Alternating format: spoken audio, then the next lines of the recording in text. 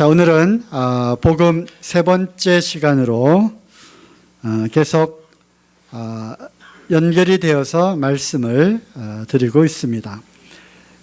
기억을 하실는지 모르겠지만 복음 첫 번째 시간에는 죄인이 어떻게 의로워질 수 있는가, 여기서 말하는 의인은, 의로워지는 상태는 하나님과 같이 똑같은 의를 말하는 것입니다.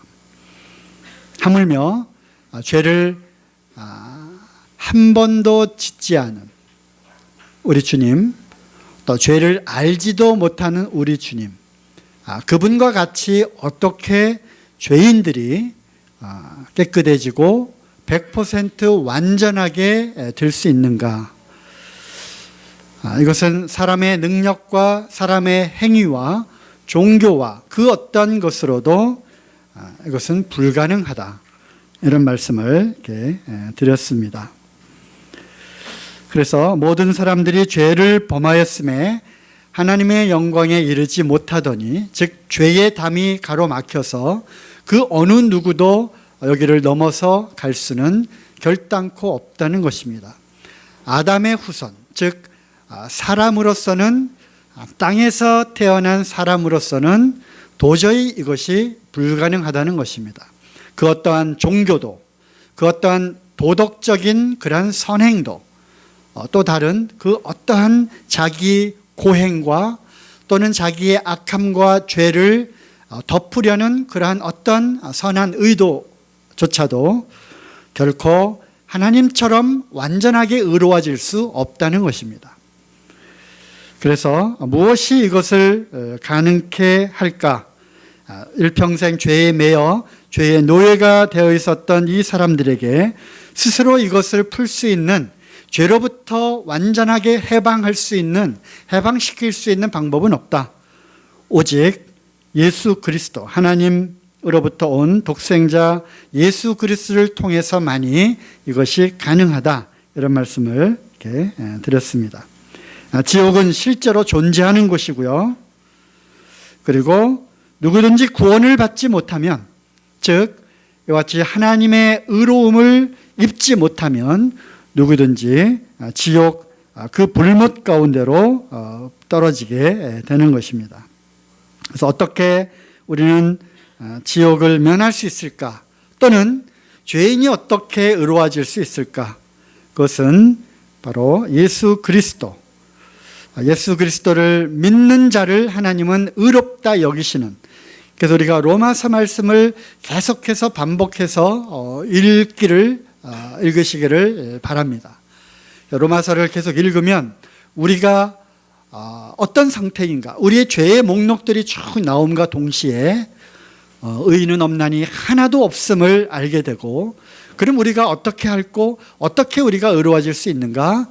아브라함이 하나님을 믿었던 것처럼 그 아브라함의 믿음을 하나님은 의롭다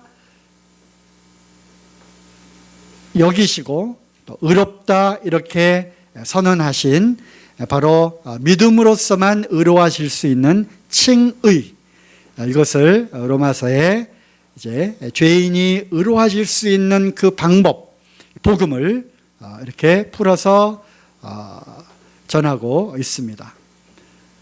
모든 믿는 자에게 구원을 주시는 하나님의 의, 그것이 바로 로마서 1장에 사도 바울이 이 로마서를 기록하는 그 목적이 나와 있고, 복음이 무엇인지 그 복음의 핵심과 본질에 대해서 이제 로마서가 시작이 됩니다. 그래서 칭의, 내가 의로운 행위를 통해서 의로워지는 것이 아니라 하나님께서 의롭다 하시는 거죠. 누구를 의롭다 하시는 겁니까? 예수 그리스도를 믿는 자를 의롭다 하시는 겁니다. 우리는 바로 이 말씀을 근거로 해서, 그렇구나, 죄인임에도 불구하고 예수 그리스도를 믿기만 하면 나의 주님으로, 그분이 나의 모든 죄를 다 담당하신 구원자로 내 마음에 정말 마음속에 받아들이고 영접하면 하나님은 하나님의 아들을 믿었다라고 하는 그것을 근거로 해서 이 사람은 의롭다, 이렇게 선언하시는 것입니다. 의롭다 하시는 분은 하나님이시니 누가 그를 정죄할 수 있겠느냐? 아무도 없다는 것입니다. 이것이 로마서를 쭉 읽어나가면서 계속 반복해서 읽어나가면 우리에게 정말 내가 이렇게 해서 의로워졌구나 라는 것을 깨닫게 되는 것입니다. 그래서 이제 우리 가운데, 우리 사랑하는 가족들 가운데 아직 내가 정말 의로워졌는가? 내가 정말 구원을 받았는가?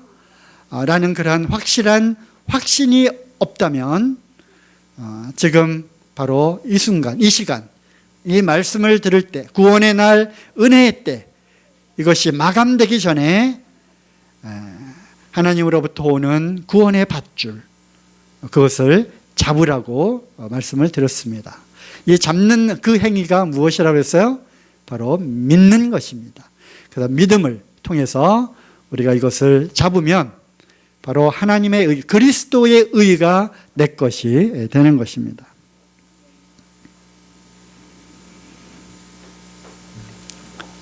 선택은 우리에게 달려 있는 것입니다. 하나님은 모든 사람들이 구원을 받기를 원하시고 진리를 깨닫게 되기를 원하시는 분이십니다. 우리에게 가장 귀한 것, 이 호흡하는 것, 즉 공기, 산소가 너무나도 소중하기 때문에 하나님은 이것을 공짜로 거저 주신 거예요. 공기를 돈 내고 사서 지금 숨 쉬고 있는 분은 아무도 없죠? 너무 귀중한 것이기 때문에 하나님은 이것을 거저 공짜로 주신 거예요. 물도 마찬가지입니다. 사람이 90% 이상 물로 만들어져 있기 때문에 우리가 물을 마시지 않으면, 물을 공급받지 않으면 죽는 거예요. 하지만 물은 도처에 물론 많이 오염이 되긴 했지만 얼마든지 하늘에 내리는 비를 통해서, 빗물을 통해서, 저수지나 강물을 통해서 우리는 물을 공급받을 수 있는 것입니다. 공짜입니다.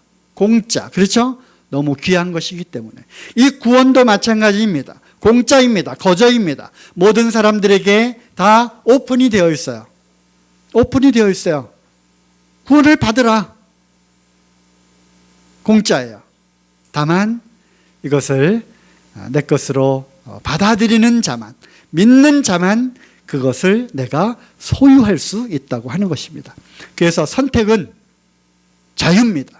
하지만 그 선택의 결과는 본인이 담당해야 하는 것이죠.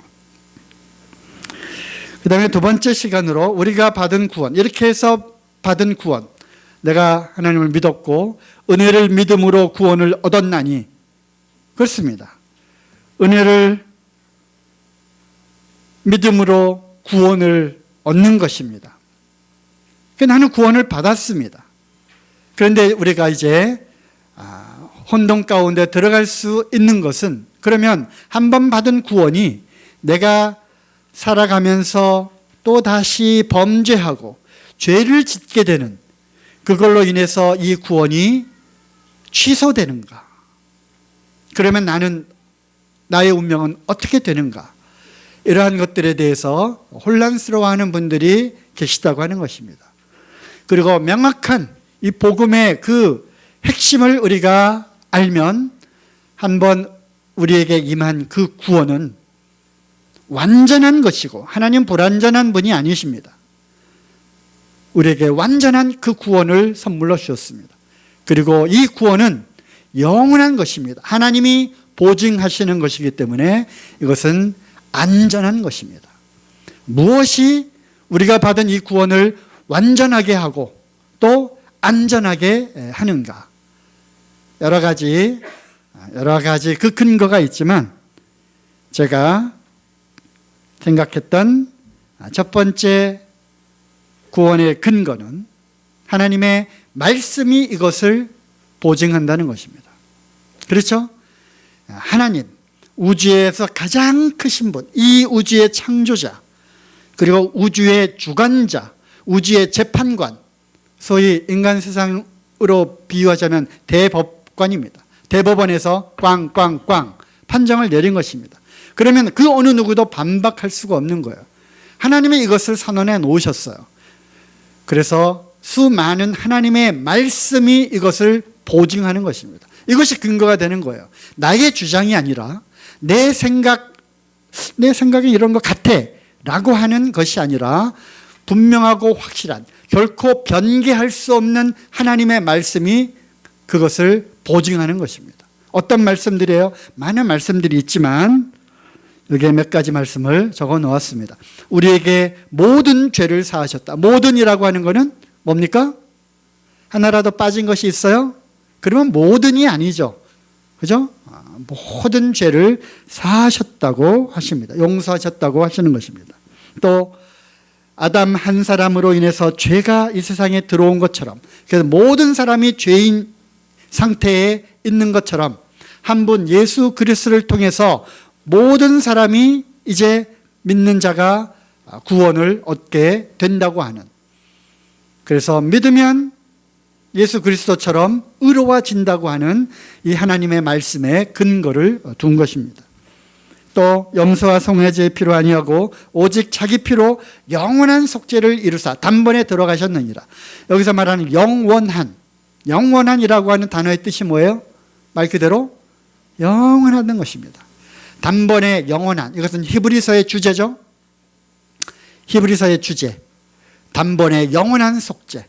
염소와 송아지의 피로 매번 죄를 지을 때마다 드리는 것이 아니라 한 번에 끝냈다는 거예요. 예수 그리스도 우리 주님이 실체이신 그분이 희생양으로 오셔서 단번에 끝냈다는 것입니다. 염소와 송아지의 그 피는 그때마다 그래서 자주 죄의 속죄를 위해서 드렸지만 실체이신 참이신 예수 그리스도 그분을 통해서는 영원한 속죄를 이루셨다는 것입니다. 이 말씀에 근거하는 것입니다. 내 주장이 아니라 하나님의 말씀에 근거하는 것입니다. 어떤 속죄요? 영원한 속죄인 것입니다. 그래서 내가 받은 이 속죄, 대속, 내가 받은 이 구원은 영원한 것입니다. 이것을 믿어야 하는 것입니다. 이것을 근거로 해서 내가 받은 구원, 나에게 임하신 그 하나님의 영, 나의 거듭남, 이것은 하나님으로부터 온 것이기 때문에 이것은 완전하고 영원한 것이라고 하는 것입니다. 말씀이 보증합니다. 두 번째는 예수 그리스도의 피는 곧 생명입니다. 다른 어떠한 것으로도 보증한 것이 아니라 바로 하나밖에 없는 하나님, 그리고 그 한 분이신 그 하나님께서 이 땅에 육체를 입고 이 땅에 오셨어요. 우리는 그분을 예수 그리스도, 우리 주님이라고 부르죠. 바로 그분은 눈에 보이지 않는 그 하나님께서 눈에 보이는 육체를 입고 이 땅에 오신 하나님이십니다. 그분께서 영이신 하나님으로서는 이 생명의 피를 갖고 있어요, 없어요? 갖고 있어, 없어요? 영이신 하나님이 피를 갖고 있습니까? 피를 갖고 있지 않으셔요. 그래서 육체의 형상, 사람을 구원하기 위해서 사람의 형상으로 오셔서 그분은 실제로 살과 뼈와 피가 있는 그런 사람의 모습으로 오신 거예요. 그래서 피를 흘리셨습니다. 생명을 주셨습니다. 그것이 근거인 거예요. 다른 어떤 것이 아니라 바로 하나님의 생명을 근거로 이 일을 이루셨다는 것입니다. 그러므로 이것보다 더 확실한 하나님의 약속은 없는 거예요. 우리가 떡과 잔을 나누면서 이것은 너희를 위하여 흘리는 바 나의 피, 곧 새 언약의 피니라. 새로운 언약이에요. 약속. 하나님이 약속을 맺었어요. 약속. 새끼손가락 걸고 엄지손가락하고 손바닥으로 툭 이렇게 하잖아요. 이 사람끼리 하는 이 약속이 아니라 하나님이 사람들과 약속을 맺었어요. 결코 변할 수 없는 약속. 피의 맹세라고 하는 것은 이 약속을 만일 깨면 내 생명을 주겠다는 거예요. 이 약속을 어길 때에는, 이 약속을 어기면 내 생명을 기꺼이 내놓겠다. 그래서 의형제를 맺고요.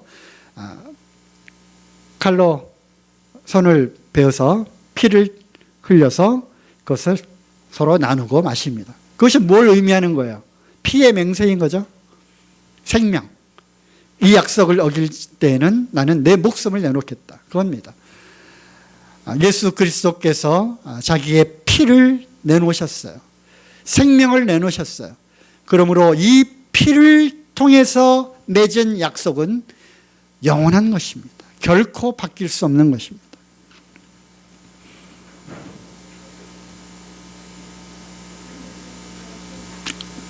네, 그래서 이제 오늘 세 번째 한다고 그랬죠? 다 잊어버리셨죠? 네, 다 이렇게 잊어버리셔야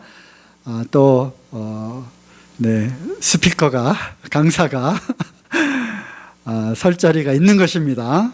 네. 구원의 근거, 제가 생각한 무엇이 우리에게 임한 이 구원, 한번 내 안에 들어온 하나님의 이 구원이 영원하고 안전한가? 그 근거는 저는 이렇게 생각을 했어요. 바로 그리스도와의 연합의 근거를 하고 있다. 그리스도와의 연합인 것입니다. 즉 그리스도와 내가 완전히 하나로 합쳐진 연합된 자가 되었다는 것입니다. 그러므로 결코 이 연합은 뗄래야 뗄 수가 없는 것입니다. 바로 이러한 말씀들에 근거하죠.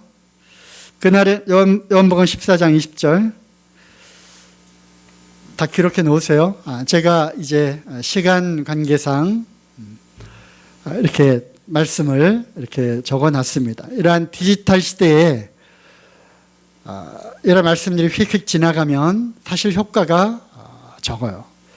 실제로 우리가 이 아날로그 시대에 했던 실제로 성경을 펴서 읽고 내 눈으로 그것을 확인하고 이것이 보다 더 확실한 방법입니다. 그럼에도 불구하고 이렇게 할 수밖에 없는 또 이유가 있기 때문에 꼭 기록해 놓으시고 집에 가셔서 다시 한번 꼭 확인해 보시기 바랍니다. 우리가 신앙서적들을 많이 봅니다. 그리고 매일의 묵상 이런 것도 카톡이나 밴드를 통해서 많이 접하죠. 그 자체도 유익이 되지만 사실은 거기에 인용된 그 성경 말씀을 실질적으로 내가 그것을 찾아서 읽을 때 그것이 역사하는 것입니다. 신앙서적의 도움을 받을 수 있지만 신앙서적 그 자체가 우리의 영적인 변화를 일으키는 것보다는 거기에 있는 하나님의 말씀이 우리를 변화시키는 것이기 때문에 꼭 말씀을 찾아서 읽으시기 바랍니다. 아시겠죠? 학생들? 네. 집중력이 떨어질 시간이 되었나요, 벌써? 네. 구원의 근거, 그리스도와 연합입니다. 여기 보면 말씀에 요한복음 14장 20절 그 나라는 내가 아버지 안에 너희가 내 안에 내가 너희 안에 있는 것을 너희가 알리라. 그래서 예수님이 이 땅에 오셔서 아버지를 보여달라. 내가 하나님의 아들이다. 하늘로부터 보냄을 받은 그런 자이다. 내가 그리스도다. 아무리 얘기를 해도 그들이 믿질 않았어요. 너 아버지가 어딨냐? 아버지를 보여달라 그러면 하나님을 아버지라고 하는 그러면 아버지를 보여달라. 그럼 믿겠다. 예수님이 이렇게 말씀하셨죠. 내 안에 아버지가 있다. 나를 본 자는 아버지를 보았고. 그렇죠? 나를 본 자는 아버지를 보는 것이다. 그러면서 내 안에 아버지가 계시고 아버지 안에 내가 있다는 거예요. 그래서 이 말은 무슨 말입니까? 자신이 곧 하나님이라고 하는 그런 말씀이고요. 그 말을 나와 아버지는 하나이니라. 그러니까 유대인들이 아주 거기서 이제 화가 났어요. 자칭 네가 사람이면서도 감히 내가 하나님이라고 그래? 하나님과 동등하다고 말하는 거야? 나와 아버지는 하나라고 하니까. 하지만 우리는 알잖아요. 예수 그리스도 그분은 곧 하나님이시라고 하는 것을. 그래서 내 안에 아버지가 계시고 아버지 안에 내가 있다. 하나라는 것입니다. 그리고 여기 있는 말씀은 내가 너희 안에, 너희가 내 안에. 이 말은 무슨 말이에요? 예수 그리스도 안에 우리가 있고 우리 안에 누가 있는 겁니까? 예수 그리스도가 있는 거예요. 즉 나와 그리스도는 하나라고 하는 것입니다. 하나인 것입니다. 요한복음 17장 21절 아버지께서 내 안에 내가 아버지 안에 있는 것 같이 저희도 다 하나가 되어 우리 안에 있게 하사. 그래서 예수 그리스도는 몸된 교회, 즉 신랑 되신 우리 주님께서 자기의 몸을 찢고 피를 흘려 신부를 사셨어요. 교회를 사셨어요. 그래서 완전한 하나가 되게 하신, 완전한 하나의 인격체가 되게 하신 그 목적이 바로 예수님이 이 땅에 오셔서 교회를 핏값을 주고 사신 이유인 것입니다. 완전한 하나. 그러므로 우리가 이 진리를 생각해 볼 때 예수 그리스도와 나는 하나라고 하는 것입니다. 많은 구절에서 이 함께라고 하는 단어가 나오고요. together. 그리고 많은 부분에서 그리스도 안에라고 하는 단어가 참 많이 나옵니다.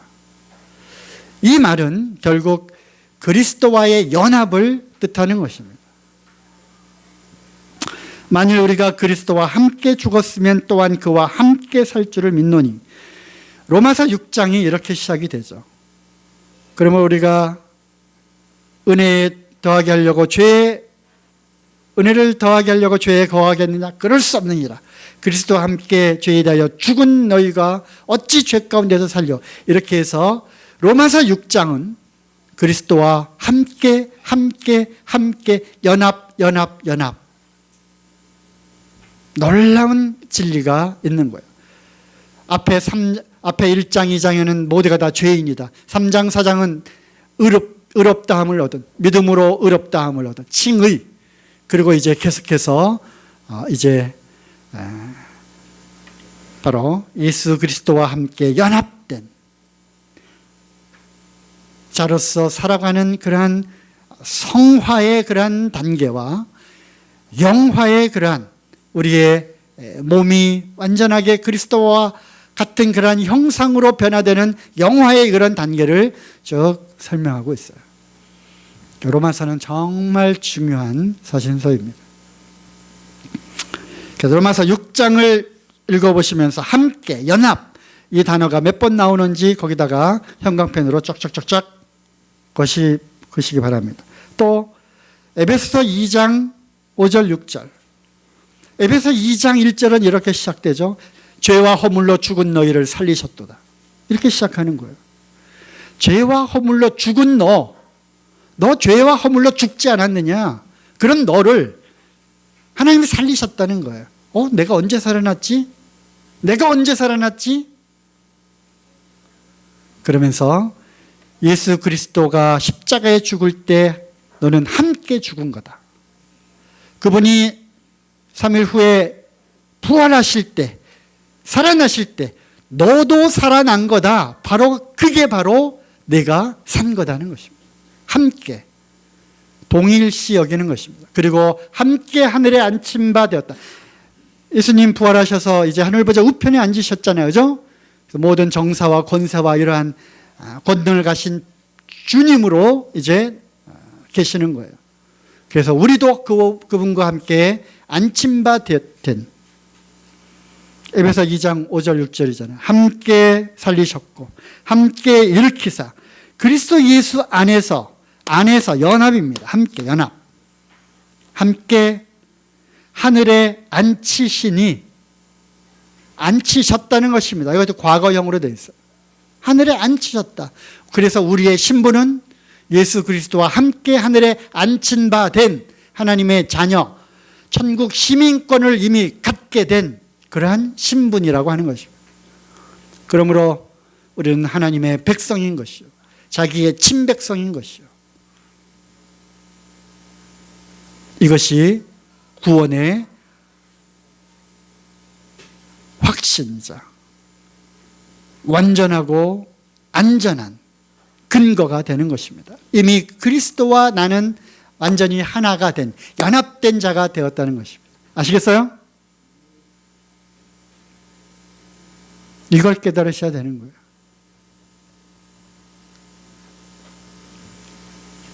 그래서 에베소서 1장을 읽어보세요. 에베소 1장. 1장을 쭉 읽어보면 거기에 예수 안에, 그리스도 안에, 주 안에, 안이라고 하는 예수 그리스도 안에서 너희가, 예수 그리스도 안에서, 예수 안에서 안이라고 하는 그 표현이 얼마나 많이 나오는지 몰라요. 거기다가 또 형광펜으로 줄 치세요. 우리 학생들 숙제, 로마서 6장, 에베소 1장 몇 번 나오는지. 그래서 그 안에 있다고 하는 것을 계속 강조하는 거예요. 그게 뭡니까? 완전히 하나 연합된 자가 되었다는 것입니다. 그로 인해서 이제 우리의 이제 삶에 대해서 뭐 이런 것들 말씀하시지만 오늘 복음 시간이니까 완전히 하나가 된. 그래서 마지막 말씀 로마서 8장 39절.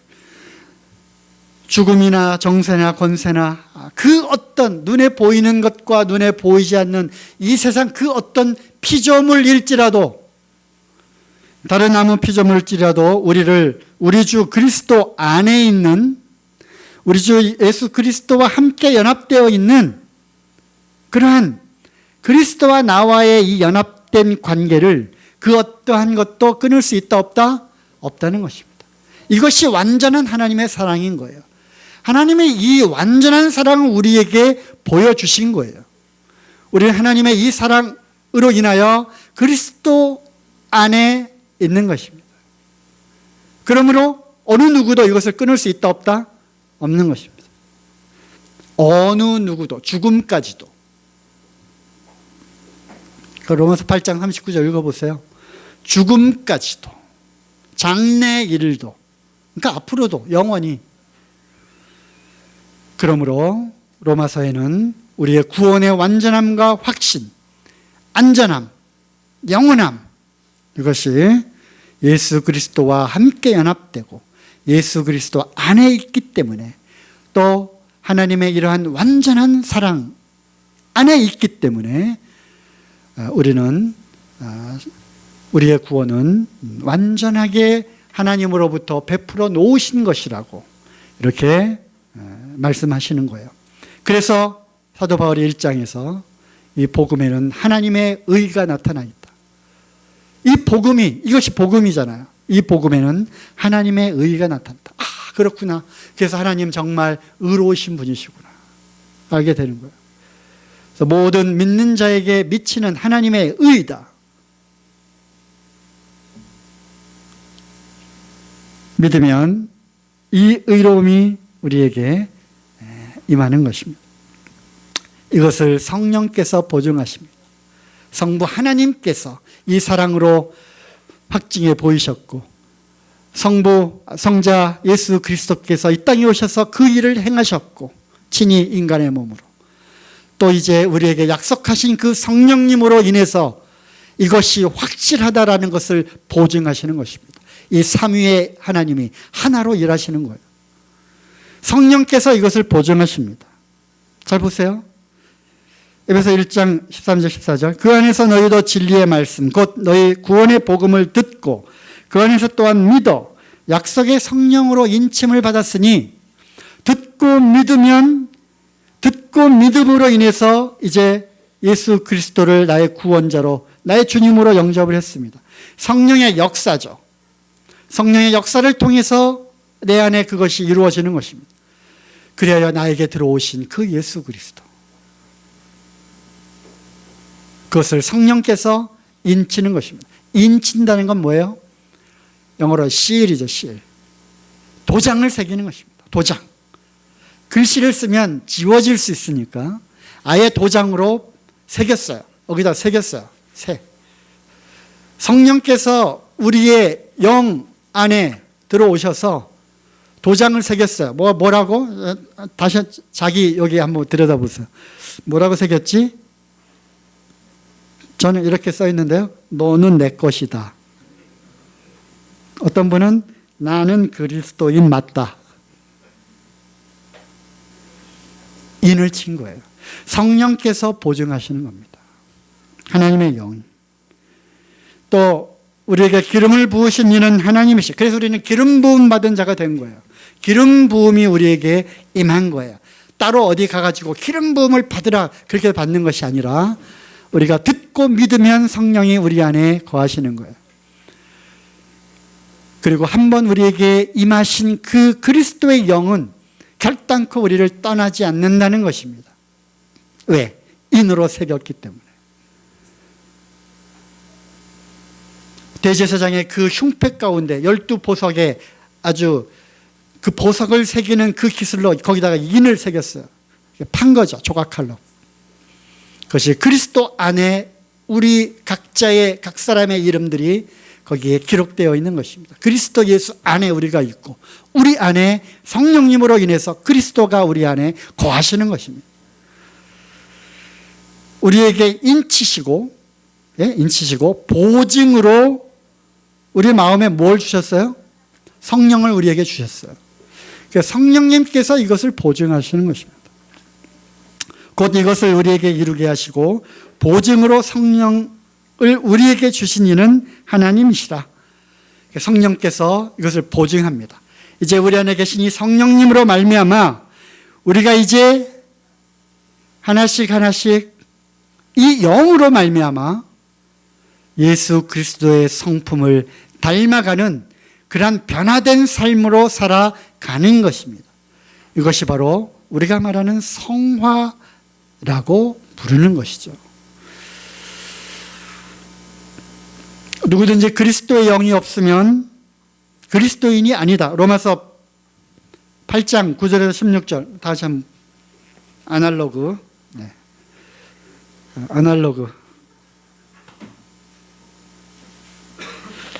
우리 장로님들 모여서 그런 얘기들을 많이 해요.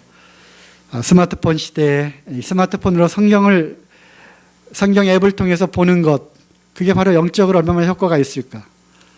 아니면 직접 종이로 된 이 책, 아날로그, 이것이 더 참 영감이 더 우리에게 온다고 생각을 합니다. 이건 꼰대 생각이 아니고요. 사실이 그러합니다. 그 인문사회학 책이나 그런 참고 자료들을 보면 디지털 시대의 사람들의 이 정신 세계와 또 아날로그 세대의 그런 어떤 감성적인 이런 세계하고 다른 그러한 의학적인 또 심리적인 정신적인 그런 보고도 있습니다. 어쨌든 8장 9절에서 16절 만일 너희 속에 하나님의 영이 거하시면 너희가 육신에 있지 아니하고 영에 있다. 누구든지 그리스도의 영이 없으면 그리스도의 사람이 아니다. 그리스도의 영이 있으십니까? 네, 그러면 그리스도인인 것입니다. 그리스도의 영이 없습니까?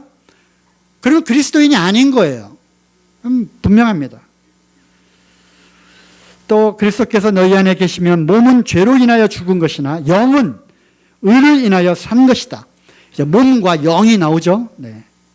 예수를 죽은 자 가운데서 살리신 이의 영이 너희 안에 거하시면 그리스도 예수를 죽은 자 가운데서 살리신 이가 너희 안에 거하시는 그의 영으로 말미암아 너의 죽을 몸도 살리시리라. 이제 요 다음에 우리가 몸과 혼과 영 이거 할 거예요. 영이 나오고요, 몸이 나와요. 그러므로 형제들아 우리가 빚진 자로 돼 육신에게 져서 육신대로 살 것이 아니다. 그러니까 성화의 과정에서 문제가 이제 생기면 안 된다. 우리가 육신대로 살면 반드시 죽을 것이로되 영으로서 몸의 행실을 죽이면 살리니 영이 나오고요, 몸의 행실이 나오죠. 무릇 하나님의 영으로 인도함을 받는 그들은 곧 하나님의 아들이라. 하나님의 영이 계시고 그것뿐만 아니라 하나님의 영, 성령의 인도함을 받아 살아가는 사람들은 뭡니까? 하나님의 아들인 거예요. 그러니까 우리가 아는 거죠. 하나님의 아들 맞네? 왜? 성령의 인도함을 따라서 살아가는 것이 보이니까 그런 사람들 우리는 하나님의 아들이다. 이 사람도 하나님의 아들이다. 그리스도인이다. 이렇게 얘기를 하는 거죠. 그게 보이지 않으면 하나님의 아들 아니다. 하나님의 아나들이다. 이렇게 얘기하는 거죠. 하나님의 아들이 아니면 무엇이겠습니까? 둘 중에 하나죠. 마귀의 자식이든지 하나님의 아들이든지. 너희는 다시 무서워하는 종의 영을 받지 아니하였고 양자의 영을 받았으므로, 양자의 영 바로 성령이죠. 성령을 통해서 우리가 하나님을 아버지라 부르고 믿는 자 곧 영접하는 자에게는 하나님의 자녀가 되는 권세를 주셨으니까 아버지예요. 아바 아버지라 부르짖느니라. 성령의 친히 너의 영으로 더불어 우리가 하나님의 자녀인 것을 증거하시나니 성령이 증거하는 거예요. 성령께서 들어오셔서 내 안에 있는 영에게 확증하고 보증하는 거예요. 뭐를? 하나님의 자녀라는 것을.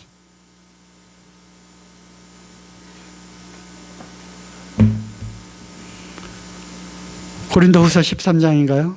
마지막 장에 너희가 믿음에 있는가 너희 자신을 어떻게 해요? 시험하고 확정하라.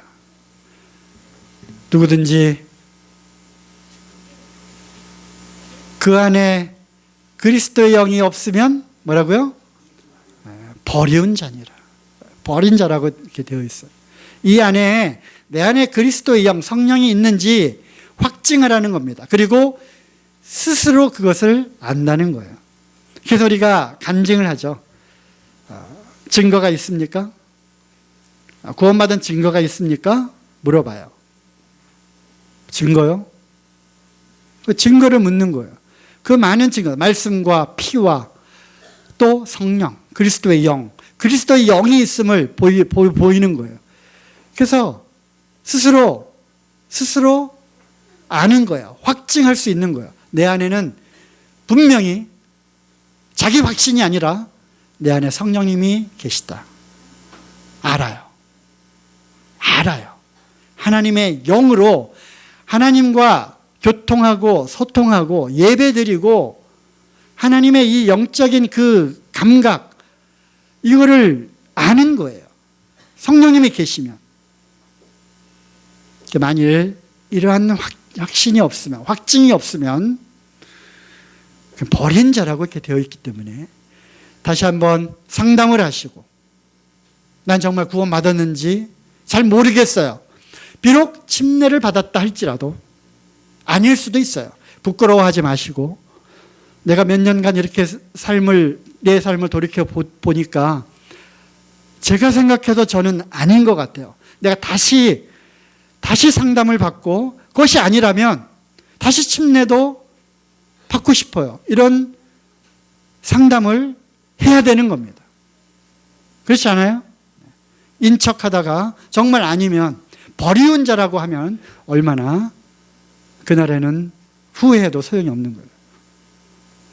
그리스도의 영을 갖고 있는 사람들은 이것이 충만하던 아니던 간에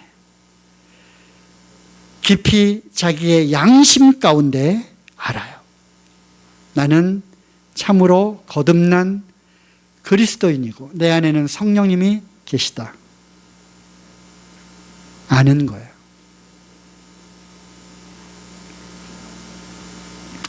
우리가 받은 구원은 절대적인 권위를 갖고 있는 하나님의 말씀과 예수 그리스도의 생명인 보배로운 피와 주님 안에서 함께 완전하게 연합되어 하나 되었다는 진리, 이 세 가지 근거예요.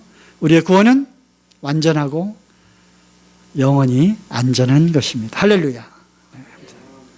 이것을 성령님께서 보증하시는 것입니다. 이것이 복음 2입니다. 복음 3가 또 있어요. 오늘 다 이제 못할 겁니다만 다음에 이제 복음이 아니라 성도의 삶 가운데서 이 이야기를 이제 할 건데요. 오늘은 이 칭의, 성화, 영화 이것을 복음의 그런 측면에서 우리의 구원이 완전하고 안전한 그 말씀으로 그 목적으로 이거를 하도록 하겠습니다. 이거는 굉장히 광범위하고 또 교제할 부분들이 참 많기 때문에 다음에 계속 하도록 하겠고요. 사람은요, 이같이 세 부분으로 이렇게 구성이 되어 있습니다. 데살로니가전서 5장 23절에 평강의 하나님이 친히 너희를 온전히 거룩하게 하시고 또 너희 온 영과 스피릿 또 혼과 소울 또 몸이 바디 이것이 우리 주 예수 그리스도 다시 오실 때 흠없이 거룩하게 보존되기를 원한다. 이런 말씀이 분명하게 end 이렇게 되어 있고요. 또 창세기 2장 7절에 여호와 하나님이 흙으로 사람을 만드시고 dust, 먼지, 이런 흙으로 사람을 만드셨어요. 그죠? body죠, body. 몸. 그리고 생기, breath of life, 생명의 호흡. 생명의 호흡을 불어넣어 주셨어요. 하나님의 영을 불어넣어 주셨어요. 그래서 사람이 생명, living soul, 산 혼이 되었다는 겁니다. 여기서 분명히 우리가 사람은 몸과 영과 혼으로 구성되어 있음을 알 수가 있습니다.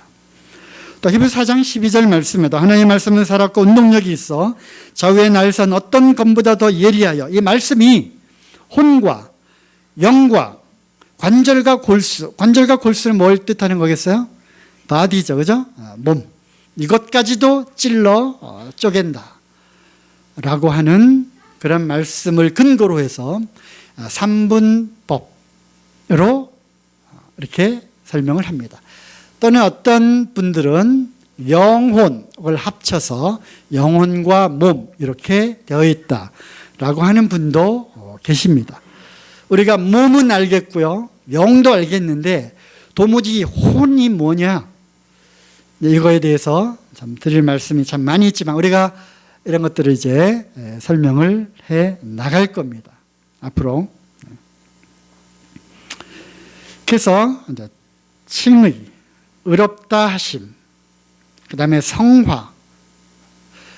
칭의는 뭐죠? 의롭다 하심. 이게 복음 시간에 계속 말씀을 드린 거죠. 죄인이 어떻게 의로워지는가. 듣고 믿음으로 의로워지는 겁니다. 성화는 뭡니까? 그렇게 의로워진 사람들이 그리스도의 인격과 성품으로 바뀌어져 가는 그러한 과정을 우리는 성화라고 그러죠. 그렇죠? 영화는 뭡니까? 그렇게 해서 우리가 완전하게 성화를 이 땅에서 이룰 수 있습니까? 없습니다. 왜 없느냐? 몸이 있기 때문에. 이 썩어질 몸, 흙으로 돌아갈 몸이 있는 한 우리는 완전한 성화는 있을 수가 없는 거예요. 완전한 성화는 언제 일어나느냐? 이 몸이, 썩어질 몸이 영원히 썩지 아니할 하늘에 속한 몸으로 바뀌어질 때, 즉 예수 그리스도의 부활하신 그 하늘의 형상처럼 우리도 호련히 변하거나 휴거, 또는 무덤에 잠자던, 무덤에 썩어 있는 그 몸이 하늘의 영으로, 하늘의 몸으로 이렇게 무덤을 열고 일어나는 그 날, 그래서 하늘의 몸으로 변화되는 그것을 우리는 영화라고 하고요, 이러한 영화로운 영광스러운 몸으로 변화될 때까지 우리는 이러한 성화의 과정을 꾸준히 끊임없이 걷는 거예요. 이것이 정확한 복음과 진리인 것입니다. 여기에다가 다른 어떠한 것들을 가미하거나 그러면 그거는 정말 심각한 이 진리를 변질시키는 그러한 것이라고 봐도 과언이 아닙니다. 자, 사람은 영으로 이렇게 되어 있어요. 영과 혼과 몸으로. 이 영은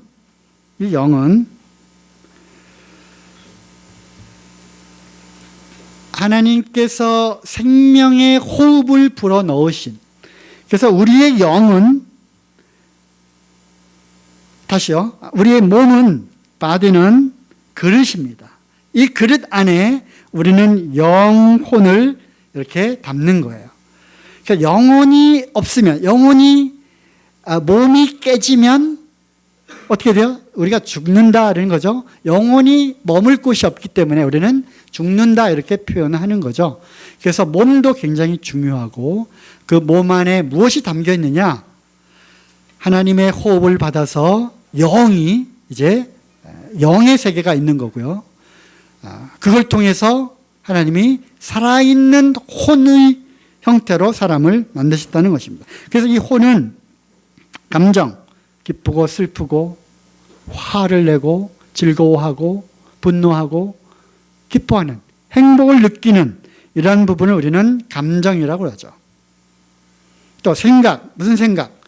지식, 지혜, 판단, 그리고 추리력, 논리력, 많은 이러한 생각의 영역이 있습니다. 그것이 바로 혼에 속하는 영역이고요. 그 다음에 이제 선택을 합니다. 선택, 이것을 할 것인가 저걸 할 것인가 결정을 하고요. 그래서 이 사람, 일반적인 우리 사람의 마음과 생각과 감정과 판단과 의지와 이런 모든 영역이 바로 혼에 속하는 영역인 거예요. 아시겠죠? 영은 무엇이냐? 영은 우리의 어떻게 보면 양심, 또 하나님과 영적으로 교감을 하는, 예배를 드리고 하나님과 영적으로 교통하는 그러한 부분이 바로 영인 거예요. 동물에게는 없는, 오직 사람에게만 있는 이 기관 하나를 하나님이 주셨는데, 왜? 하나님의 형상으로 만들었기 때문에. 바로 영이라고 하는 이 세계를 동물과는 달리 우리에게 주셨어요. 바로 이 영이 하나님의 영으로 채워져 있느냐, 아니면 사단의 영으로 채워져 있느냐에 따라서 내 영이 무엇의 작용을 받느냐라는 것이 결정이 되는 것입니다. 그냥 비어 있을 수는 없어요. 하나님은 그렇게 만들어 놓으셨기 때문에 무엇인가를 채워야 되는 거예요. 그래서 처음에는 하나님께서 아담을 창조하실 때 하나님과 동행하도록 하나님의 말씀과 하나님의 영을 여기에다가 넣으셨죠. 그죠? 그런데 무엇이 들어왔어요? 죄가 들어왔어요. 죄가 들어왔어요. 하나님의 영으로 채워야 될 그 사람이 잘못된 선택, 혼의 영역이죠. 잘못된 선택을 통하여 사단의 영을 받아들이게 되었습니다. 그래서 창세기 왼쪽에 말씀이죠. 창세기 2장 17절, 선악을 알게 하는 나무의 실과는 먹지 말라. 내가 먹는 날에는 죽으리라. 먹는 날에는, 만일 먹으면 죽으리라 이렇게 표현한 것이 아니에요. 물론 먹으니까 죽게 됐죠. 930세까지 살다 죽었잖아요. 그죠? 죽지만 여기 말하는 이 날, day, 먹는 날, 바로 그 즉시로 죽는다는 것입니다. 무엇이 죽었어요? 영이 죽은 것입니다. 하나님의 말씀 정확해요. 먹는 날에는 죽으리라. 먹는 날 이 산영, 생명, 이것이 죽었어요. 그래서 에베소 2장 1절에 너희의 허물과 죄로 죽었던 너희, 죽었다는 것입니다. 무엇이 죽은 거예요? 예, 영이 죽은 거예요. 이게 죽었어요. 그리고 이 채워져야 되는 이 영의 영역에 뭐가 들어갔습니까? 사단의 영이 들어간 거예요. 그래서 에베소 2장에 보면 불순종의 아들들 가운데 역사하는 영이다. 그죠? 불순종의 아들들, 아직 예수 그리스도를 믿지 않는 사람들의 그 영은 무엇으로 차 있느냐? 사단의 영으로 차 있는 거예요. 구원받지 못하면 그 안에 어떤 영이 있느냐? 사단의 영이 있는 거예요. 이건 분명합니다. 그래서 우리는 심하게 감히 이렇게 얘기하는 거예요. 구원받지 못하면 그거는 마귀의 자식이다. 그건 분명한 성경의 진리인 거예요. 기분 나쁘게 생각하지 마세요. 구원을 받아야 하나님의 자녀가 되는 겁니다. 구원받기 전에는 이 영은 죄와 허물로 죽은 거예요. 영이 죽은 거예요. 죽음이라고 하는 것은 하나님으로부터, 생명이신 하나님으로부터 분리되는 것이 죽음이거든요. 그래서 죄로 인해서, 죄와 하나님은 같이 할 수 없기 때문에 하나님의 영이 떠난 겁니다. 그래서 죽음이에요. 바로 이 사단의 영을 통해서, 잘 들어보세요. 이 영을 통해서 우리의 생각과 감정과 의지가 지배되는 거예요. 그래서 사람들이 분노합니다. 싸웁니다. 죄를 막 짓습니다. 이러한 것들이 하나님의 처음 지으신 이 뜻과는 달리 이 혼의 영역에서, 그리고 그것이 육을 통해 가지고 나타나는 거예요. 전쟁을 하고 죽이고 분노하고 화를 내고, 그러니까 죄가 이 땅에 환영했던 거예요. 하나님이 쓸어버리지 않으면 안 될 정도로 이렇게 되어버린 거죠. 이 죽은 영을 살릴 수 있는 것은 뭡니까? 죽은 영을 살릴 수 있는 유일한 길은 뭐예요? 다시 하나님의 산 영, 생명이 들어와야 살아나는 거 아닙니까? 이게 뭐예요? 말씀을 듣고, 무엇으로 들어요? 이 몸의 기관인 귀를 통해서 들어요. 듣고 마음으로 믿어 우리의 혼의 영역에서 이걸 받아들이는 겁니다. 우리의 의지를 통해서 받아들이기로 결정하는 거예요. 그리고 나의 생각과 감정과 이런 걸 통해서 감각기관인 몸, 귀를 통해서 듣는 거예요. 그리고 마음에 감동이 되죠. 그래서 받아들이는 거예요. 그 순간 우리의 죽은 영이 살아나는 겁니다. 살아나는 거예요. 이것을 우리는 뭐라고 부르죠? 거듭났다고 부르는 거예요. 거듭나는 겁니다. 죽은 영이 살아나는 거예요. 이 안에 하나님의 성령이 들어와서 인치는 겁니다. 인치는 거 아까 설명드렸죠? 하나가 되는 겁니다. 그래서 우리는 그리스도인이 된 겁니다. 이거는 떨어질 수 있는 거예요? 떨어지지 않는 거예요? 떨어지지 않는 겁니다. 그래서 우리가 한 번 받은 구원은 그 구원이 확실하다면 지식이 아니라, 지식은 혼이죠. 혼. 지식이 아니라 이 마음으로 이 영의 영역에서 하나님과 교감할 수 있는 이 영의 영역에서 그 말씀을 받아들이고 영이 살아나면, 거듭나면 우리는 구원을 받았다고 하는 것입니다. 그래서 이 구원받은 이 거듭난 그리스도인이 이제 어떻게 합니까? 우리의 감정을 영의 지배로 인하여 우리의 감정이 컨트롤되는 겁니다. 전에는 죽은 영으로서는 도저히 할 수 없는 그런 감정이 나타나는 거예요. 분명히 슬퍼하고 분노하고 막 죽을 지경이고 화가 나고 막 그러는데 성령의 소욕으로 이것이 잠재워지는 겁니다. 왜 슬퍼하지 않지? 기쁜 거예요. 영이 충만하면 기쁜 거예요. 억지로 기뻐하는 것이 아니라 실제로 기쁜 겁니다. 화가 나야 되는 그런 상황에서 뺨을 돌려대는 거예요. 여기도 하나 더 쳐줘요. 그래서 화가 풀린다면 이렇게 되는 거예요. 이 영은 요한일서 말씀에 나오는 거예요. 결코 죄를 지을 수 없느니라, 그거예요. 하나님의 씨이기 때문에 이 영은 죄를 지을 수 없는 그거예요. 그래서 우리의 생각을 컨트롤하고요. 또 우리의 그 의지를 또한 컨트롤하는 것입니다.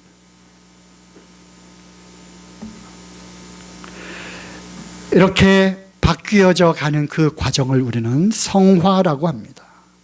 그래서 전에는 죽었을 때에는 이것이 속절없이 사단에게 잡혀서 죄와 불법을 저지르는 것들에 너무 익숙해진 이러한 상태로 자연인으로 살아가는 그랬던 사람이 영의 지배하에서 이제 감정도 생각도 모든 사고와 모든 생각을 사로잡아 그리스도께 복종케 하는 이런 걸로 가는 거예요. 의지, 나의 선택과 결정, 이것을 내 자아적으로 내 의지로 하는 것이 아니라 하나님의 뜻을 분별하는 거예요.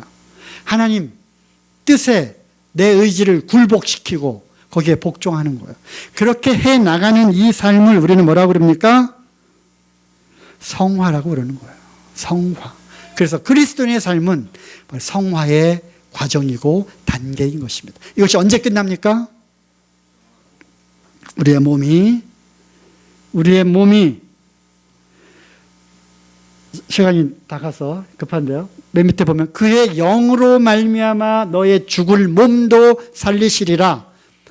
이 몸은 썩어서 땅으로 들어가게 돼 있어요.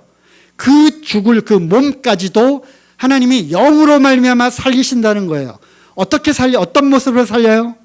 그리스도의 형상으로 하늘나라에 가서 살기 적합한 그 영의 형체로 살리는 거야. 우리는 영혼만 가는 것이 아니라 몸도 갑니다.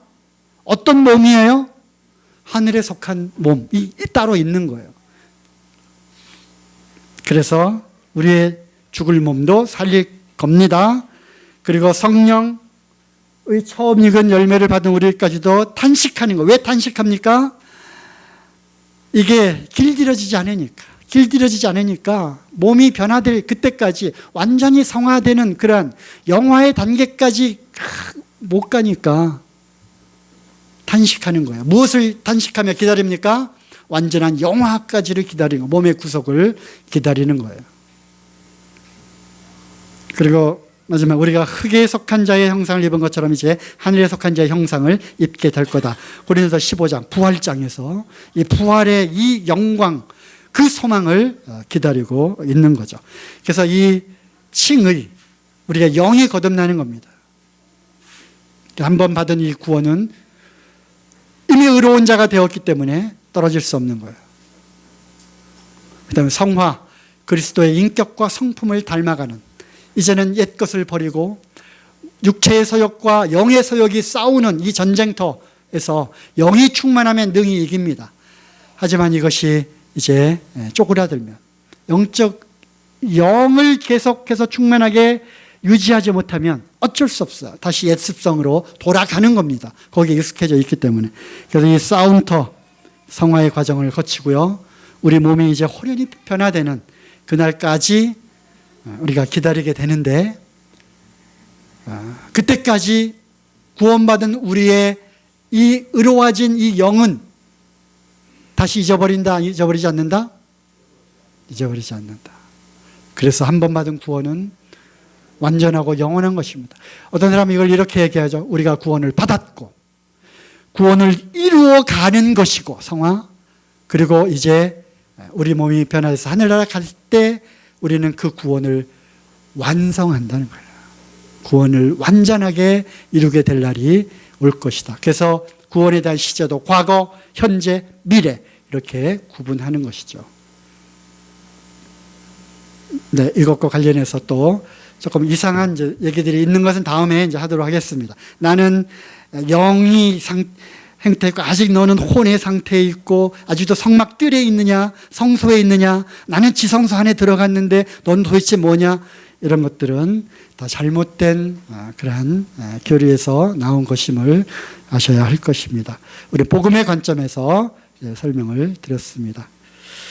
네, 이것으로 이렇게 마치겠습니다.